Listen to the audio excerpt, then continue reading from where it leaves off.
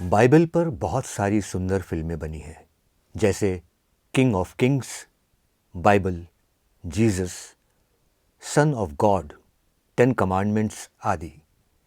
इस परंपरा में इस सदी की सबसे सुंदर और दिल को छूने वाली फिल्म है passion of Christ. In Bible आधारित फिल्मों को परिचय कराने का एक नई परंपरा हम प्रारंभ कर रहे हैं। आशा करते हैं कि आपको यह परंपरा पसंद आएगी। ये आपको पसंद आ रहे हैं तो लाइक कीजिए और आपके मित्रों को भी शेयर कीजिए। अब तक आपने हमारा चैनल सब्सक्राइब नहीं किया है तो सब्सक्राइब कीजिए। आप जिस शहर से यह देख रहे हैं, कमेंट में उसका नाम ज़रूर लिखिए। तो लीजिए हम प्रारंभ करते हैं पैशन ऑफ क्राइस्ट से। Film the passion of the Christ Mel Gibson द्वारा निर्देशित ईसा मसीह के जीवन के अंतिम 12 घंटों की एक मार्मिक और गहराई से भावनात्मक प्रस्तुति है।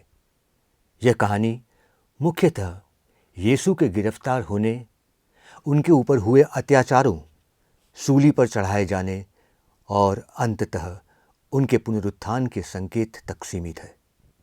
यह सिर्फ एक ऐतिहासिक चित्रण ही नहीं, बल्कि यह मानवता, प्रेम, बलिदान और क्षमा की गहराइयों को छूने वाली एक आध्यात्मिक यात्रा भी है। कहानी शुरू होती है रात के अंधेरे में, जब यीशु अपने शिष्यों के साथ गेत्समेनी के बाग में प्रार्थना कर रहे होते हैं। उनके चेहरे पर चिंता और पीड़ा साफ दिखाई देती है। वह जानते हैं कि उनका समय आ गया है। वह बलिदान का मार्ग अपनाने वाले हैं। उनके चेले सो जाते हैं, जबकि यीशु अकेले परमेश्वर से बात कर रहे हैं। वह पसीने में लथपथ हो जाते हैं और उनके पसीने में खून की बूंदें भी नजर आती हैं। वह ईश्वर से प्रार्थना करते हैं, हे पिता, यदि हो सके तो यह कटोरा मुझसे टल जाए, परंतु तेरी इच्छा पूरी हो। इसी समय उनके एक शिष्य यहूदा इस्करियोती सैनिकों को लेकर आता है। वह यीशु को एक चुम्बन देकर पहचान देता है, वही चुम्बन जो विश्वासघात का प्रतीक बन जाता है। सैनिक यीशु को पकड़ लेते हैं। पेत्रुस तलवार खींचकर एक सैनिक के कान को काट देता है, लेकिन यीशु उसे रोकते हैं और घायल कान को चंगा कर देते हैं। यीशु को पहले यहूदी महायाजक काइफा के सामने लाया जाता है।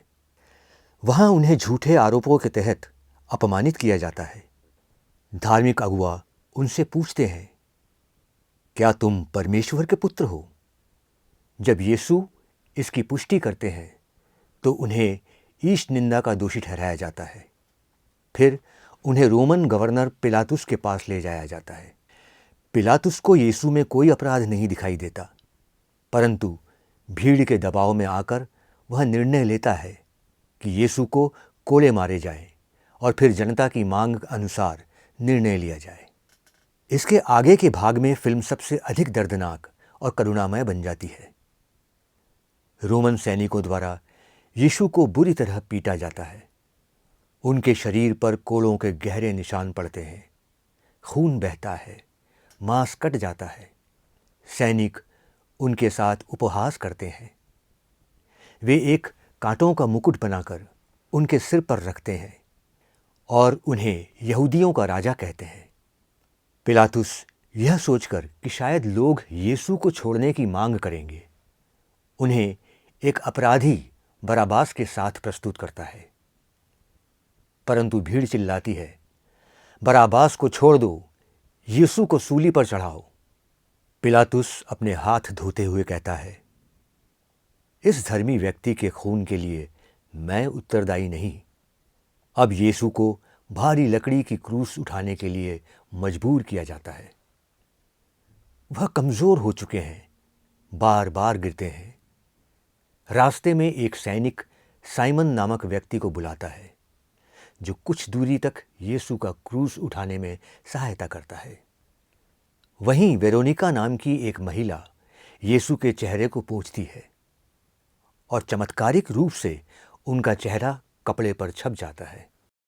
गोलगुथा पहाड़ी पर पहुंचने के बाद यीशु को क्रूस पर कीलों से ठोका जाता है। उनके हाथों और पैरों को क्रूस को ऊपर उठाया जाता है और वह उस पर झूलते हैं। 2 चोर भी उनके साथ सूली पर चढ़ाए जाते हैं। एक उनका उपहास करता है, जबकि दूसरा कहता है, जब तू अपने राज्य में आए मुझे स्मरण करना। यीशु उत्तर देते हैं, आज ही तू मेरे साथ स्वर्ग में होगा। यीशु की माँ मरियम, मरियम मगदलेना और योहन वहाँ उपस्थित रहते हैं। माँ के चेहरे पर अपार दुख है, परंतु साथ ही एक शांत समर्पण भी। 3 घंटे तक अंधकार छा जाता है और पृथ्वी कांप उठती है। यीशु ऊंची आवाज में पुकारते हैं, हे पिता, मैं अपनी आत्मा तेरे हाथों सौंपता हूं। यह कहकर वे अपने प्राण त्याग देते हैं।